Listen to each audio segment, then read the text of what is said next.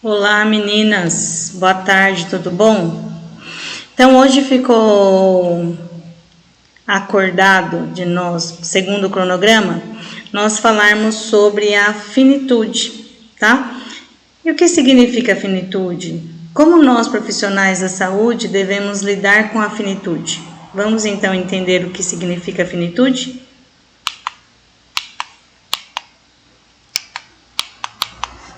Deixa eu ver se o meu precisa funcionar.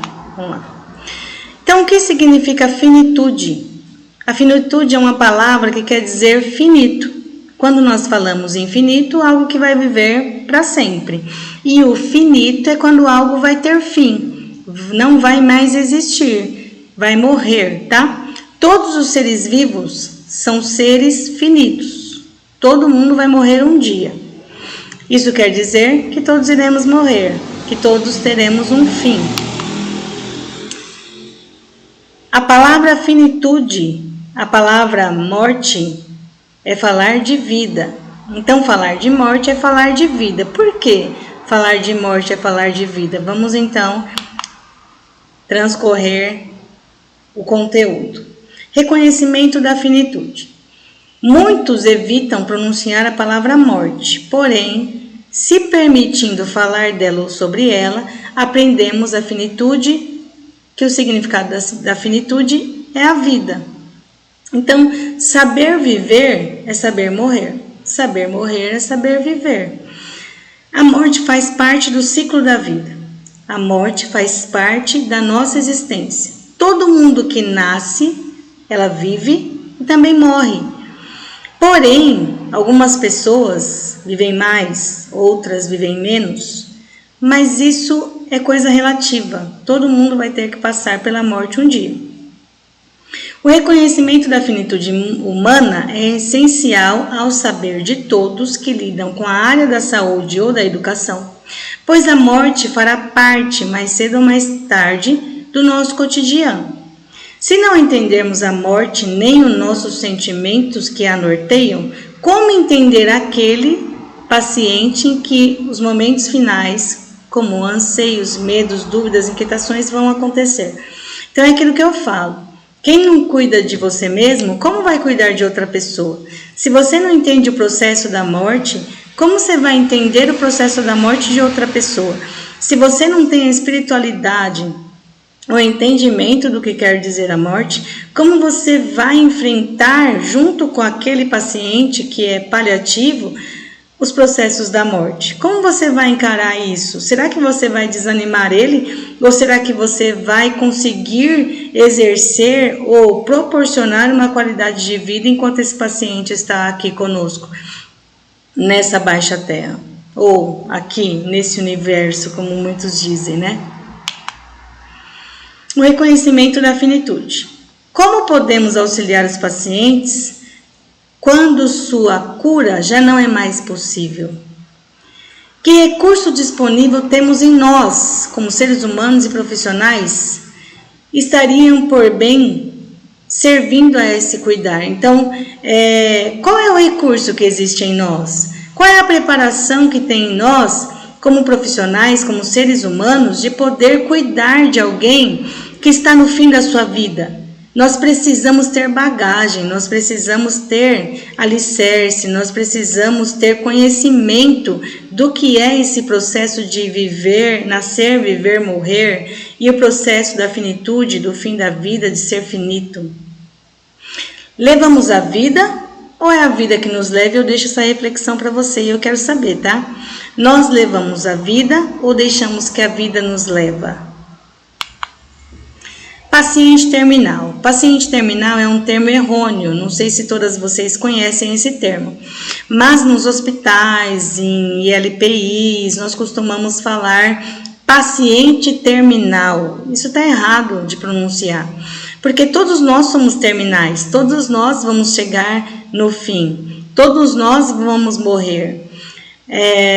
Todavia, nossos pacientes passam por um processo de morte, de luto, do qual seguem os estágios que antecipam a passagem até seus derradeiros momentos finais. Então, todos nós vamos morrer. Pacientes terminais seriam os pacientes paliativos, que seguem uma etapa antes de morrer.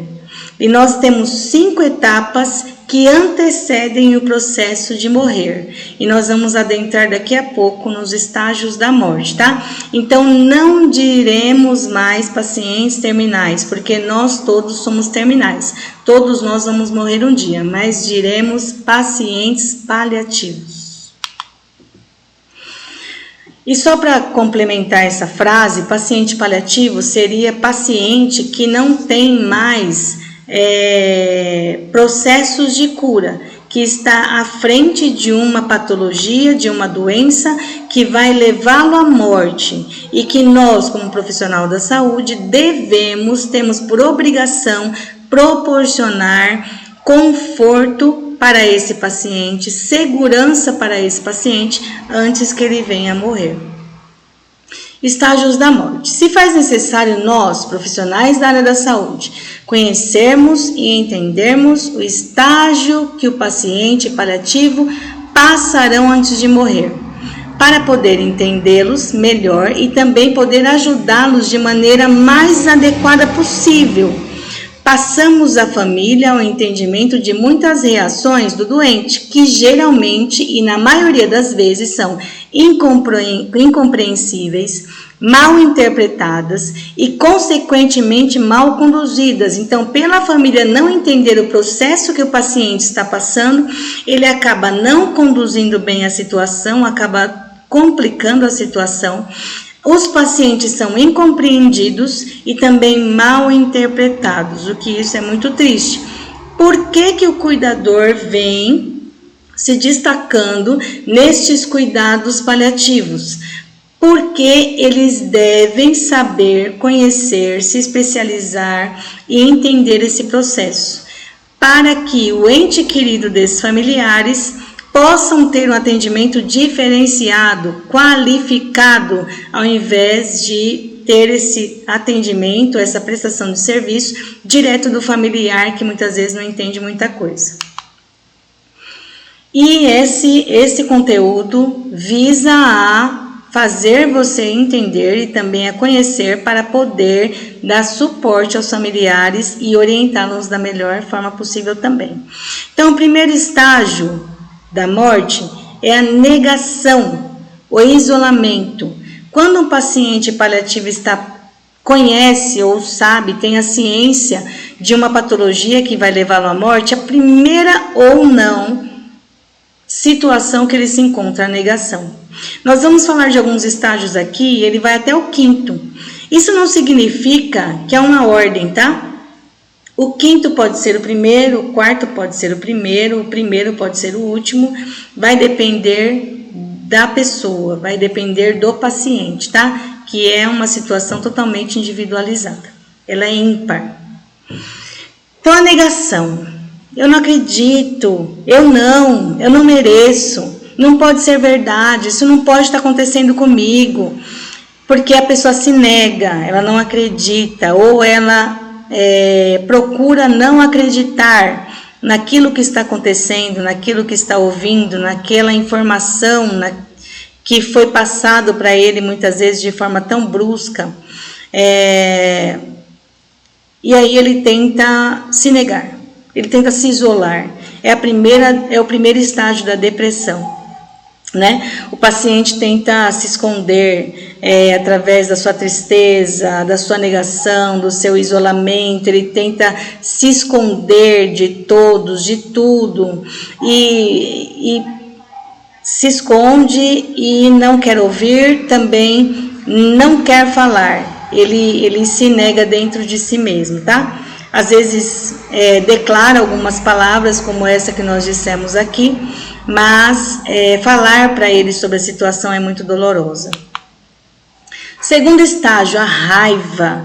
Por que eu? Por que isso está acontecendo comigo? Eu nunca fiz mal para ninguém. É injustiça. Deus não é justo. O que foi que eu fiz para merecer isso? Raiva de todos, dos médicos que não diagnosticaram antes. Raiva da família que não compreendeu aquilo que ele estava passando e não fez ele procurar logo um socorro médico, raiva do profissional da saúde, raiva de pessoas sadias. Por que não acontece isso com ela? Por que tem que ser eu? Por que ela goza de perfeita saúde? Isso não é justo, né? As frases mais utilizadas: eu cuidei sempre dos outros, me dediquei tanto às outras pessoas e agora isso acontece comigo. Sentimento do que deveria ter feito e não fizeram, projetos inacabados, dizeres não falados, perdões, pedidos de perdões não perdoados, né? Sentimentos não liberados. Terceiro estágio é a barganha. É quando eu tento fazer um trato com o ser divino, na maioria das vezes com Deus. Senhor, se o Senhor me libertar, me tirar dessa situação, desse mal, me acrescentar anos de vida, eu prometo que eu vou ser isso, prometo que eu vou ser aquilo que eu não fiz eu vou cumprir, enfim. A depressão, né? Então nós falamos da primeira depressão, que é a situação da negação e isolamento, e vamos falar um pouco dessa depressão aqui, que é o quarto estágio. Aqui o agravamento da doença faz-se mais presente. O paciente não tem mais como negar a sua doença, sua negativa, sua raiva e barganha. Darão lugar, então, uma grande sensação de perda iminente. Então, perda que vão acontecendo rapidamente. Existe uma diferença entre a depressão que acompanha o primeiro estágio, que é isolamento e a negação, e a depressão desse estágio, quarto, onde o paciente se prepara para deixar este mundo. A primeira é uma depressão reativa, ele está se defendendo, né? Ele está na defensiva. E a segunda é uma depressão preparatória, ele está se entregando, ele está entregando os pontos. Nesse estágio, ajuda muito deixar o paciente verbalizar o seu pensar. Não são necessárias frases animadoras ou conversas otimistas. Deixar o paciente falar e colocar para fora aquilo que ele está sentindo, aquilo que o machuca, aquele sentimento que ele traz consigo mesmo. Deixar ele falar. Quando as pessoas têm depressão, o que eles procuram? Um psicólogo. E o psicólogo vai fazer o quê? Vai ouvir essa pessoa para poder lhe dar pontos estratégicos, né? E nós, ouvindo esse paciente, nós estamos ajudando muito mais do que estar falando palavras que possam animar e muitas vezes nem vão ser verdades. Ou conversas otimistas que muitas vezes o paciente vai babar para isso. O silêncio falará mais que as palavras. Então, estar ao lado dele, ouvir ele, atentar, oferecer uma escutativa, deixar ele se expor, verbalizar, vão dizer muito mais que 1000 palavras. O quinto estágio é a aceitação. Então, o paciente já aceitou. Ele vai falar: já posso partir, que meus irmãos se despeçam de mim. Saudações a todos vocês, começam a minha partida. Estou pronto para a minha viagem. Então ele começa a se entregar, ele começa a aceitar, ele vai visitar parentes quando ele puder. Se não puder, ele pede para vir visitar ele, que ele já está prestes a ir embora.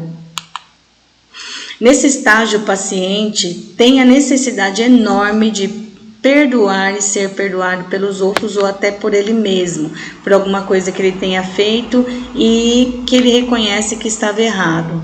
Seu corpo já estará mais cansado, ele vai sentir mais a necessidade de dormir, vai parecer um bebê recém-nascido, porém é o inverso. O segurar da mão, o estar mais próximo, dizem mais do que palavras proferidas. O olhar do paciente paliativo se torna mais parado, mais distante, como se olhasse sem ver nada.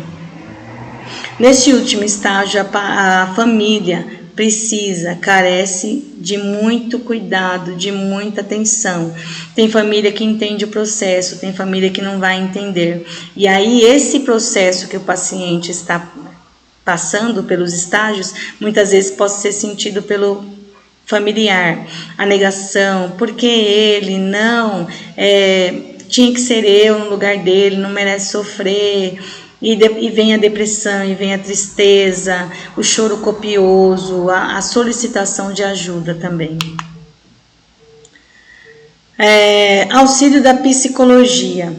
A psicologia ajuda muito também nessas situações, tanto para o familiar quanto para o paciente. Encorajar a expressão de sentimentos, examinar a força de enfrentar a incerteza do futuro e as preocupações existenciais. Atividades de escuta ativa, em atmosfera de acolhimento, então acolher, olhar no olho, pegar na mão, abraçar, dizer que está ali para ajudar, que está ali para dar apoio, que ele não está sozinho, que ela não está sozinha. Busca de um novo significado da vida, busca de um novo significado da vida, já escrevi 2 vezes. Cuidar da dor de morrer ou da aceitação da morte. Para muitos, a morte significa libertação do sofrimento. Então, quando a pessoa chega na aceitação, ela não está aguentando mais. E aí ela acaba falando, né? Por favor, meu Deus, me leva logo, não aguento mais sofrer, não aguento mais viver desse jeito, dessa forma, sentindo tantas dores. Então, para eles é algo libertador morrer. Possibilitar a cura espiritual, o homem espiritualizado atravessa o portal da morte, ele vê a morte como uma forma diferente, ele vê a morte como continuação da vida, ir para um lugar melhor, visão de imortalidade da alma, o que proporciona uma morte consciente e menos dolorosa. E deixei aqui uma frase para vocês, aprenda como viver, foi o que eu disse lá no começo, e saberá como morrer. Aprenda como morrer e saberá como viver. E eu quero saber de você. É a vida quem leva você ou é você quem leva a vida? Até a próxima, pessoal. Fiquem com Deus.